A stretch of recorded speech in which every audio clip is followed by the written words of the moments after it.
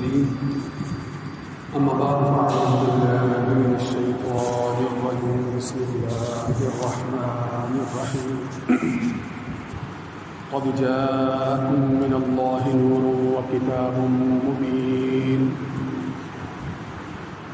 وقال الله تبارك وتعالى إنا نحن نزلنا الذكر وإنا له لحافظون وقال في مقام آخر إنا أنزلناه في ليلة القدر وما أدراك ما ليلة القدر ليلة القدر خير من ألف شهر تنزل الملائكة والروح فيها بإذن ربهم من كل أمر سلام هي حتى مطلع الفجر.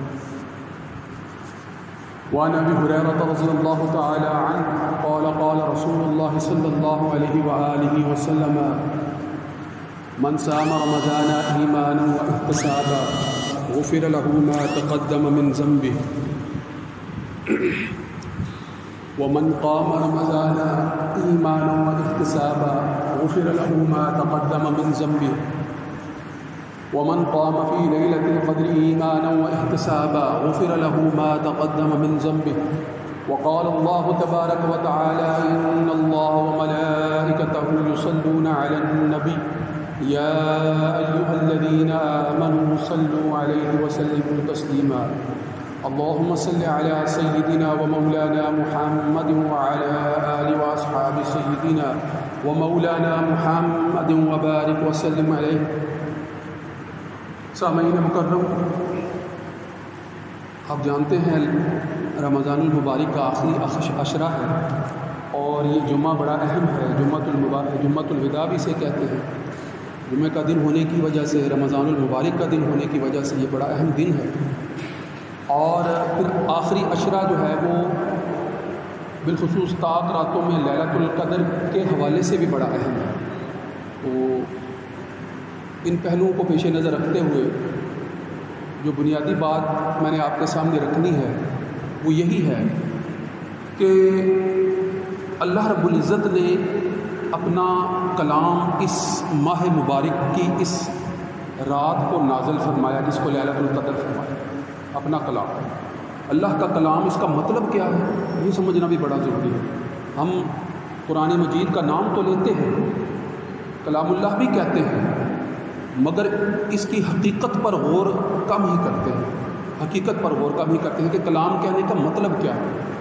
غور کیجیے گا کہ ایک بات عامت الناس ہم سب آپس میں گفتگو کرتے ہیں، ایک بات میں کر رہا ہوں، یہ میرا کلام ہے. کچھ باتیں آپ میں سے ہر دوسرے فرد کے ساتھ افراد کرتے ہیں، یہ آپ کا کلام ہے، یہ عامت الناس جو گفتگو آپ. مگر اللہ رب العزت کا کلام اور اس کلام، کیا اس کا کوئی مقابلہ ہے؟ کیا اس میں کوئی جو ہے وہ موافقت جو ہے وہ ہو سکتی ہے؟ غور کیجیے گا اس بات پر. اس کو بعض علماء اس انداز سے بیان کرنے کی جو ہے وہ بیان کرتے ہیں، اس انداز سے جو ہے واضح کرتے ہیں کہ جس طرح بادشاہوں کا کلام ہوتا ہے، بادشاہوں کا کلام، اگر عربی مقولہ میں آپ کے سامنے رکھوں تو کہا گیا کہ کلام الملوک ملک الکلام. ملوک ملک کی جمع ہے، کلام الملوک یعنی بادشاہوں کا کلام. بادشاہوں کا کلام کلاموں کا بادشاہ ہوتا ہے. بادشاہوں کا کلام کلاموں کا بادشاہ. بادشاہ کون ہوتا ہے؟ ملک، بادشاہ جو حکمران ہوتا ہے، حاکم وقت.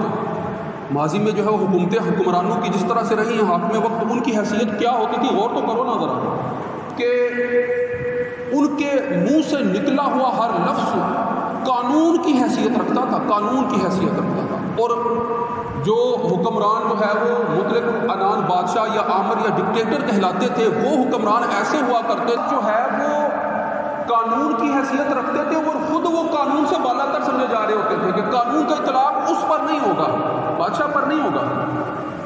بادشاہ نے جس کے لیے کہہ دیا کہ اس کو سزائے موت دے دی جائے، اس کو قتل کر دیا جاتا تھا. جس کو آزاد کرنے کا بادشاہ کہہ دیتا تھا، اس کو چھوڑ دیا جاتا تھا. یہی اس کی زبان کے الفاظ، یہ اس کا کلام ہوتا تھا. اور ایسی اس کی قانونی حیثیت ہوتی تھی یا ہوتی.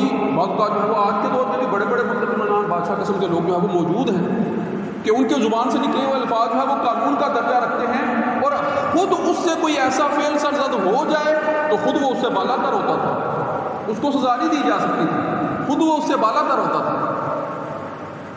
حکمران تو ایسا ہی ہوتا ہے نا، حاکم حکمران۔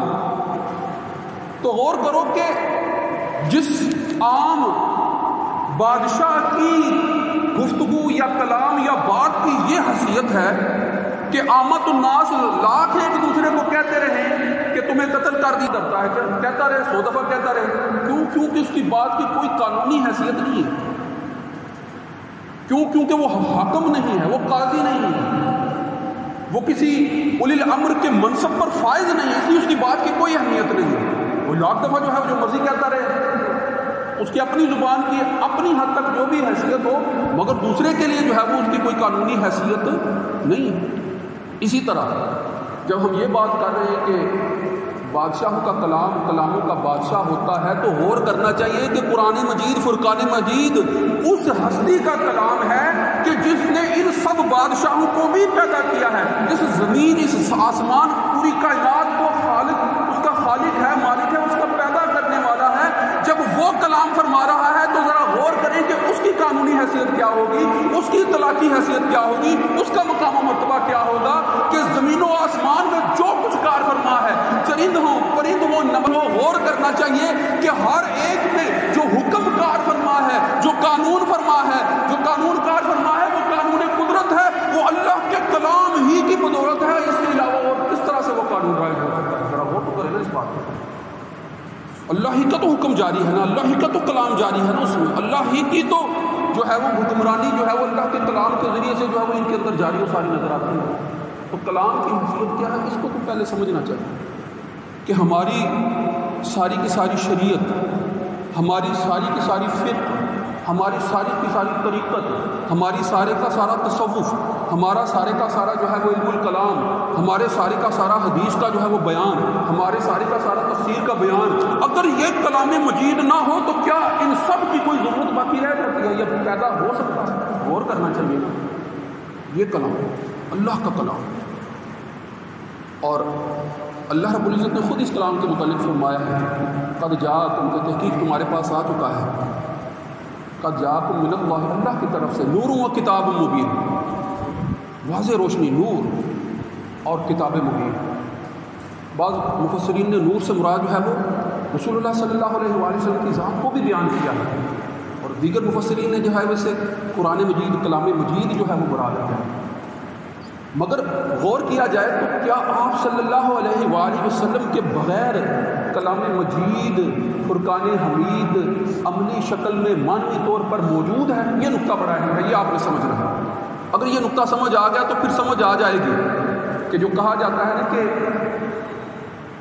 نور خدا ہے کفر کی حرکت پہ خندہ زن، نور خدا ہے کفر کی حرکت پہ خندہ زن، پھونکوں سے یہ چراغ بجھایا نہ جائے گا، پھونکوں سے یہ چراغ بجھایا نہ جائے گا۔ غور کرو، اللہ رب العزت خود فرما رہے ہیں کہ آپ صلی اللہ علیہ وآلہ وسلم اپنی خواہش نفس سے کچھ نہیں فرماتے ہیں، یعنی خواہش ہوا اتباع نفس کرتے ہوئے آپ کا کلام جو بھی ہے اس کے مطابق نہیں ہوتا ہے، بلکہ کیا ہوتا ہے؟ فرما دیا ان ہوا الا وحی یوحا، کہ یہ تو اللہ کی جانب سے وحی کیا گیا ہوا کلام ہوتا ہے، اس کے علاوہ اور کچھ نہیں ہوتا۔ وحی یوحا، جو آپ کی طرف وحی کی جاتی ہے یہ تو وہ ہے، آپ اپنی زبان سے جو کچھ ادا فرما رہے ہیں۔ تو ذرا غور کرنا کہ قرآن مجید کے جتنے بھی الفاظ ہیں، قرآن مجید کے جتنے بھی الفاظ ہیں، الحمد سے لے کر والناس تک، ایک ایک لفظ اگر ان کا معنی حقیقت میں جانا یا جاننے کے لیے جو ہے وہ کوشش کی جائے تو کیا آپ صلی اللہ علیہ وآلہ وسلم کے بغیر معنی کی حقیقت تک پہنچا جا سکتا ہے؟ نہیں پہنچا جا سکتا۔ اس کی میں وضاحت کر دیتا ہوں تھوڑی سی کہ رسول اللہ صلی اللہ علیہ وآلہ وسلم نے جب فرمایا کہ اقیم الصلاۃ، نماز قائم کرو، اقیم الصلاۃ، نماز قرآن مجید کے اندر قرآن کی آیت ہے نا، اب نماز ہر کوئی نماز کے الفاظ جانتا ہے. نماز کے الفاظ قرآن مجید کے اندر صلاۃ کا جو لفظ آیا ہے اسے عام ہم اپنے جو اردو میں جو ہے وہ معنی لیتے ہیں وہ نماز کے ہی لیتے ہیں. فارسی والاصل نماز کا لفظ جو ہے یا بعض کہتے ہیں کہ ترکی زبان کا لفظ ہے شاید نماز, مگر یہ ہے کہ ہم اردو میں اس کو عام استعمال کرتے ہیں. اب قرآن مجید میں بارہا جو ہے وہ مختلف جگہوں پر متعدد مقامات پر اقیم الصلاوات و زکات, قرآن کے اندر بار بار جو ہے وہ نماز قائم کرو, زکات ادا کرو, حکم آیا ہے بار بار.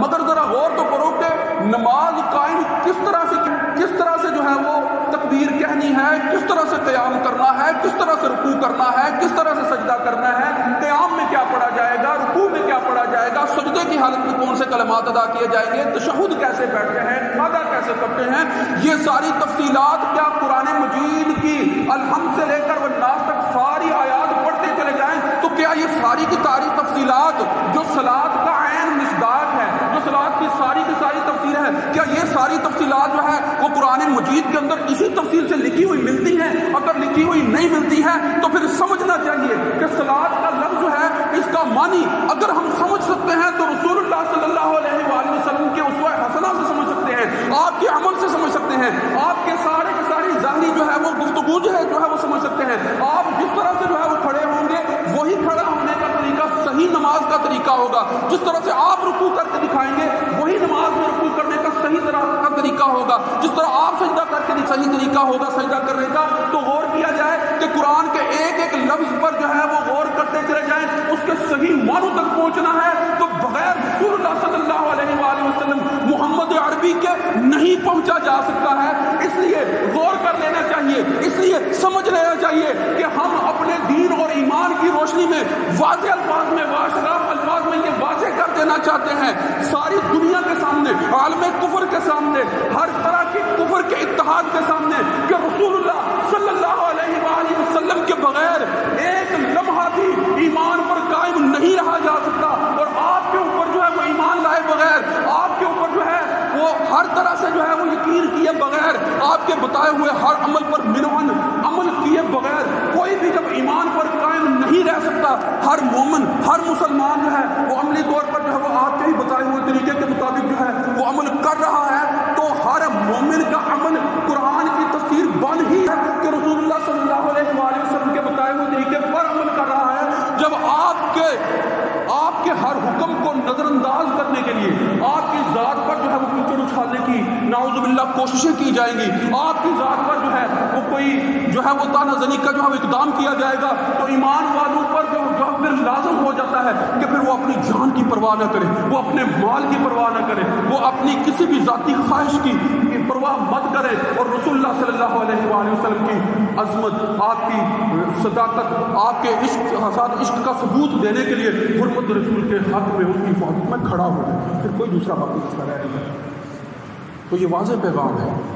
ماضی میں یہ پیغام آپ صلی اللہ علیہ وآلہ وسلم کے دور سے لے کر, صحابہ کے دور سے لے کر, تابعین کے دور سے لے کر آج تک یہ ایسے ہی چلا آتا رہا ہے, اور آج بھی یہ پیغام ایسے ہی موجود ہے. جس طرح جو ہے وہ جانساران رسول اللہ صلی اللہ علیہ وآلہ وسلم کی حرمت پر کٹ مرنے کرتے تھے, اور آپ اپنی جادو کو جو ہے وہ آپ صلی اللہ علیہ وآلہ وسلم کی راہ میں قربان کر کے انہوں نے اپنی مظاہرہ بھی کر کے دکھایا تھا. جس طرح اس طرح آج بھی جو ہے وہ لوگ جانساران کی طرح جو ہے وہ آپ کے نام پر وہ کٹ مرنے کے لیے تیار ہے. لہذا نور خدا ہے کفر کی حرکت پہ خندہ زن, پھونکوں سے یہ چراغ بجھایا نہ جائے گا. وآخر دعوانا ان الحمد للہ رب العالمین. سنت ادا.